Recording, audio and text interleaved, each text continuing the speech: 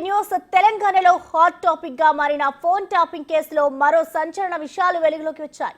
ఈ కేసులో ఎన్నికల్లో బీఆర్ఎస్ ఓడిపోవడంతో ఎస్ఐబి డేటాను విధ్వంసం చేయాలనే కుట్ర పన్నినట్టుగా వెల్లడించారు. ఈ మేరకు న్యాయస్థానంలో పోలీసులు కౌంటర్ అఫిడవిట్ను దాఖలు చేశారు. ప్రస్తుతం విదేశాల్లో ఉన్న శ్రవణ్ రావు ముందస్తు బెయిల్ పిటిషన్ కు కౌంటర్ గా వేసిన అఫిడవిట్ లో పలు అంశాలను పేర్కొన్నారు. ప్రభాకర్ రావు, రాధాకిషన్ రావు, భుజంగరావు, తిరుపతన్న, శ్రవణ్ రావులు ఫోన్ ట్యాపింగ్ అంశాలపై పలు సందర్భాల్లో భేటీ అయినట్టుగా వెల్లడించారు. ఎస్ఐబి కార్యాలయం, బేగంపేట హరిత plaza hotel, Marie Gold hotel, Jubilee hills లోని శ్రవణ్ రావు ఇంట్లో ఈ సమావేశాలు నిర్వహించారని వివరించారు.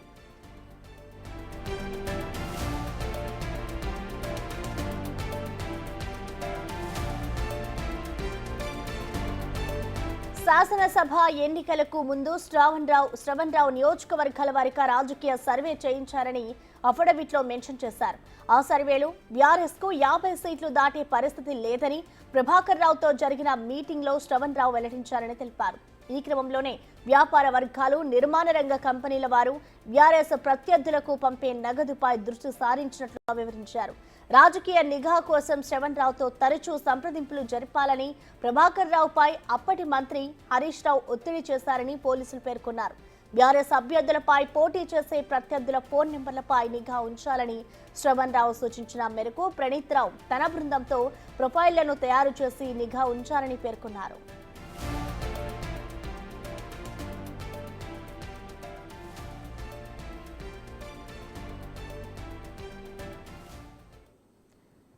దీనికి సంబంధించిన కంప్లీట్ డీటెయిల్స్ ని మా ప్రతినిధి సురేష్ అందిస్తారు. సురేష్, చెప్పండి, ఇటు న్యాయస్థానంలో పోలీసులు అయితే కౌంటర్ అఫిడవిట్ దాఖలు చేస్తారు. మరి పోలీసులు అసలు అఫిడవిట్ లో ఎలాంటి అంశాలని పొందుపరిచారు సురేష్?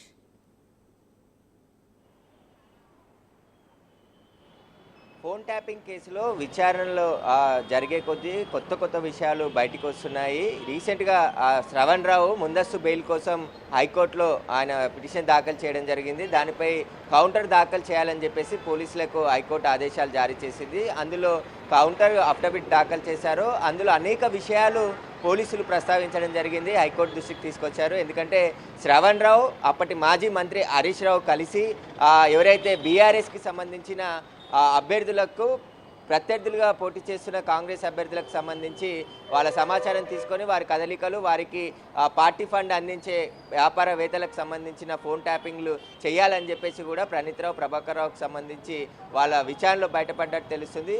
ప్రగతి భవన్తో పాటు శ్రవణ్ రావు ఇల్లు, అదేవిధంగా ఎస్ఐబి ఆఫీస్, ఈ 3 చోట్ల అనేక సార్లు మీటింగ్ ఏర్పాటు చేసి ఎవరెవరి ఫోన్లో ట్యాపింగ్ చేయాలి, ఎవరికి సంబంధించిన విషయాలు బయటికి తీసుకురావాలి, వీటికి సంబంధించి ఎప్పటికప్పుడు మానిటరింగ్ శ్రవణ్ రావు మాజీ మంత్రి హరీష్ రావుతో కలిసి చేశారని చెప్పేసి కూడా వీళ్ళు అఫిడవిట్లో పేర్కొన్నారు పోలీసులు. అయితే శ్రవణ్ రావు చాలా కీలకమైన పాత్ర పోషించాడు. వ్యాపారవేత్తలు బెదిరించడం కానీ, వారికి సంబంధించిన డబ్బులు కాంగ్రెస్ పార్టీకి పార్టీ ఫండ్ రూపంలో ఇవ్వకూడదు అని చెప్పేసి, మీరు ఎక్కడెక్కడ వెళ్తున్నారు, మీకు సంబంధించిన అన్ని కదలికలపై గవర్నమెంట్ నిఘా ఉంది, వచ్చేది మళ్ళీ బీఆర్ఎస్ గవర్నమెంటే అని చెప్పేసి కూడా వాళ్ళని బెదిరింపులకు గురి చేసినట్టు కూడా పోలీసులు ఈ అఫిడవిట్లో పేర్కొనడం జరిగింది. అంతేకాకుండా శ్రవణ్ రావు కేసు నమోదైన తర్వాత ఇక్కడి నుంచి ఇండియా నుంచి పారిపోయి అమెరికాలో తలదాచుకుంటున్నాడు, అతనికి ముందస్తు బెయిల్ ఇవ్వకూడదు అని చెప్పేసి కూడా కౌంటర్లో పోలీసులు స్పష్టంగా ఈ అంశాలన్నీ కూడా మెన్షన్ చేయడం జరిగింది. అయితే శ్రవణ్ రావుకు సంబంధించి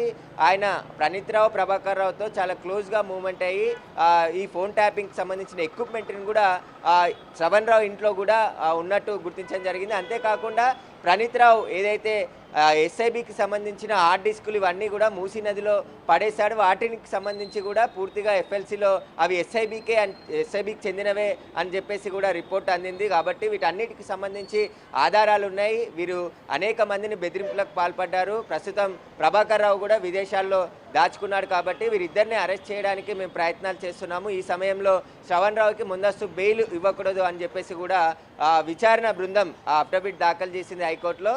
దీన్ని బట్టి ఖచ్చితంగా ఆ శ్రవణ్ రావు ముందస్తు బెయిల్ను తిరస్కరించే అవకాశం కనబడుతుంది హైకోర్టు. దానికి సంబంధించి విచారణ కూడా నేడో లేదో రేపో జరగబోతుంది. అయితే ఫోన్ ట్యాపింగ్లో మాజీ మంత్రి హరీష్ రావు పేరు ఇప్పుడు ప్రస్తావించడం జరిగింది. మొన్న పంజాగుట్ట పోలీస్ స్టేషన్లో చక్రధర్ గౌడ్ ఫిర్యాదు చేస్తే ఆ కేసు నమోదు కావడం జరిగింది. అందులో కూడా హైకోర్టు నాట్ టు అరెస్ట్ ఇచ్చింది తప్ప విచారణ కంపల్సరీ చేసుకోవచ్చు, విచారణలో ముందుకు వెళ్ళొచ్చు అని చెప్పేసి కూడా వాళ్ళు చెప్పడం జరిగింది. కాబట్టి ఇప్పుడు హరీష్ రావుకి సంబంధించి పాత్ర పైన కూడా ఫోన్ ట్యాపింగ్ కేసులో ఇన్వెస్టిగేషన్ జరగనున్నట్టు తెలుస్తుంది.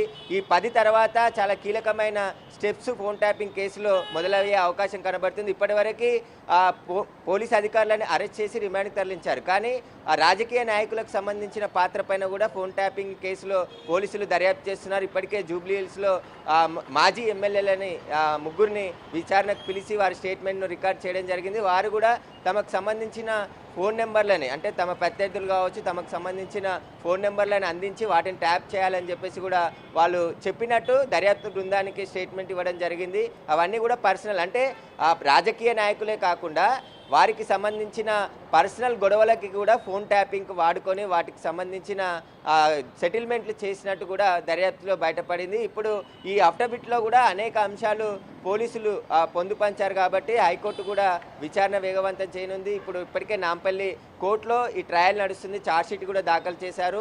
పరారీలో ఉన్న ప్రభాకర్ రావుపై అరెస్ట్ వారెంట్, అంటే అరెస్ట్ వారెంట్ కూడా జారీ చేసింది. వారిని అరెస్ట్ చేసి కోర్టు ముందు హాజరుపరచాలని చెప్పింది. దీనికి సంబంధించే రెడ్ కార్నర్ నోటీస్ కూడా ప్రాసెస్లో ఉంది. ఇంటర్పోల్ ద్వారా ప్రభాకర్ రావుని హైదరాబాద్కి రప్పించే ప్రయత్నాలు ఒకవైపు పోలీసులు చేస్తూనే ఉన్నారు. ఇటు శ్రవణ్ రావు కూడా ఆయనపై లుకౌట్ నోటీసులు ఇప్పటికే జారీ చేశారు. అతను అమెరికాలో ఉన్నట్టు పోలీసులు గుర్తించారు. అతన్ని కూడా ఇండియాకి రప్పించే ప్రయత్నాలు అయితే చేస్తున్నారు. అందులో భాగంగానే ఆయన పోలీసులు అరెస్ట్ చేస్తే ఇక్కడ హైదరాబాద్కి వస్తే అరెస్ట్ చేసే అవకాశం ఉంటుంది కాబట్టి హైకోర్టులో ముందస్తు బెయిల్ దాఖలు చేశాడు. దాంట్లోనే కౌంటర్ దాఖలు చేయాలని హైకోర్టు ఆదేశాలు జారీ చేసింది కాబట్టి అందులో అనేక విషయాలు పోలీసులు పొందుపరిచి అఫిడవిట్ దాఖలు చేసడం జరిగింది. దీంట్లో హరీష్ రావు పేరు తీసుకురావడం జరిగింది. ప్రణీత్ రావు, భుజంగరావు, ప్రభాకర్ రావు వీళ్ళందరూ కూడా గ్రూప్గా ఏర్పడి ఎవరెవరి ఫోన్లు ఎలా ట్యాప్ చేయాలి. ఇంకా ఇక్కడ ఒక ఇంట్రెస్టింగ్ విషయం ఏంటంటే ఐన్యూస్ ఎండీగా ఉన్నటువంటి శ్రవణ్ రావు గత ఎన్నికల కంటే ముందు ఒక సర్వే నిర్వహించడం జరిగింది. ఆ సర్వేలో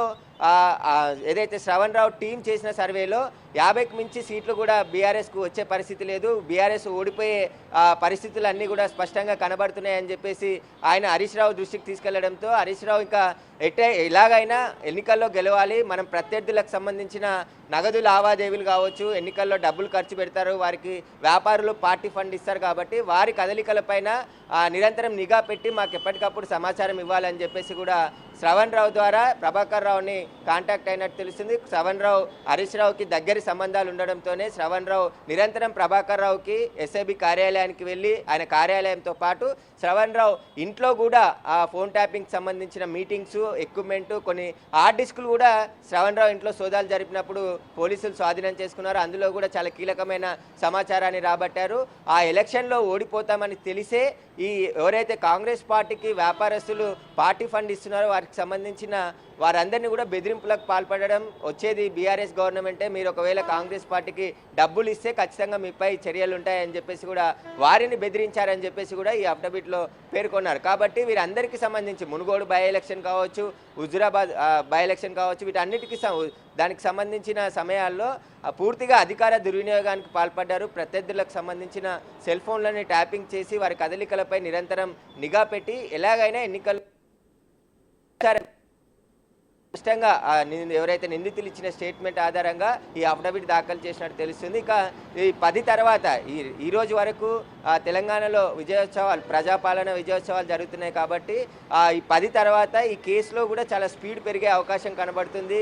ఎవరైతే రాజకీయ నాయకులకు సంబంధాలు ఉన్నాయో వారిని కూడా నోటీసులు ఇచ్చి విచారణకు పిలిచి అరెస్టులు కూడా చేసే అవకాశం కనబడుతుంది. Okay, thank you Suresh.